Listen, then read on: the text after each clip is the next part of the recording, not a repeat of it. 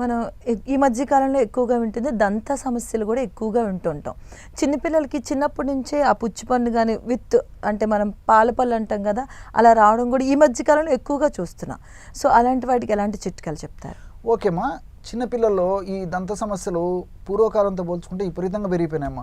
రకరకాల పేస్ట్లు వాడుతున్నారు, రకరకాల పౌడర్స్ వాడుతున్నారు, రకరకాల కెమికల్స్తో నిర్మితమైనటువంటి ఎన్నో అడ్వర్టైజ్మెంట్ చూసుకుంటూ కూడా మరి వాడుతున్నారు. కానీ ఆశించినటువంటి ఫలితాలు ఎక్కువ శాతం మందిలో పిల్లల్లో కలగడం లేదమ్మా.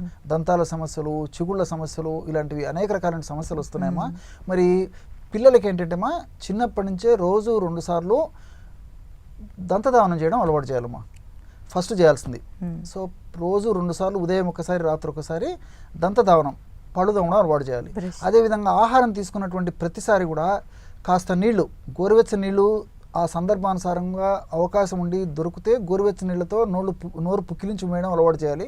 అలా వీలు కానటువంటి పక్షంలో మామూలు నీళ్ళైనా సరే, మామూలు టెంపరేచర్లో ఉన్నటువంటి నీళ్లు కూడా కాస్త నీళ్లు తీసుకొని పుక్కిలించేసి ఉమ్మేసేయాలన్నమాట. ఆ విధంగా ఒక గ్లాస్ నీళ్లు కాస్త నీళ్లు నోట్లో పోసుకోవడము, పుక్కిలించేసి ఉమ్మేసేయడం.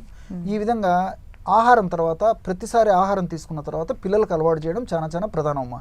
అదేవిధంగా మరి పళ్ళపొడి విషయం మనం ఆలోచించినట్లయితే మనకి మార్కెట్లో త్రిఫలా చూర్ణం అని చెప్పేసి దొరుకుతుందమ్మా.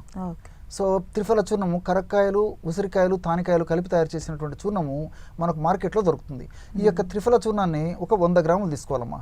100 గ్రాముల త్రిఫల చూర్ణంలో కేవలము 5 గ్రాములు మనం ఇంట్లో వాడుకునేటువంటి సాల్ట్ అమ్మా. ఈ 2 కలిపేసేసి రోజు ఒక్కసారి దంతధావన చూర్ణంగా పిల్లలకు వాడుకోవడం వల్ల దంతాలు పుచ్చు రాకుండా ఉంటుంది. అదేవిధంగా దంతాలు మరి త్వరగా శిథిలం కాకుండా ఉంటాయి. అంతేకాకుండా ఈ యొక్క ప్రభావం చేత మరి చిగురు కూడా దెబ్బతినేటువంటి పరిస్థితి ఏర్పడుతుంది. కాబట్టి చిగురులకు సంబంధించినటువంటి ఇబ్బందులు రాకుండా ఉంటాయి, నోటి దుర్వాసన రాకుండా ఉంటుంది, దంతాలు పటిష్టంగా ఆరోగ్యంగా ఉండేదానికి అవకాశం ఉంటుంది. కాబట్టి మరి కేవలము త్రిఫలా చూర్ణం ఒక 100 గ్రాముల్లో 5 గ్రాములు ఉప్పు కలిపేసేసి పిల్లలకు రోజు ఒక్కసారి దంతధావన చూర్ణంగా ఈ యొక్క ఔషధాన్ని వాడుకోవడం వల్ల చాలా చక్కటి ఫలితాలు కలిగేటువంటి పరిస్థితి ఏర్పడుతుందమ్మా. ఓకే.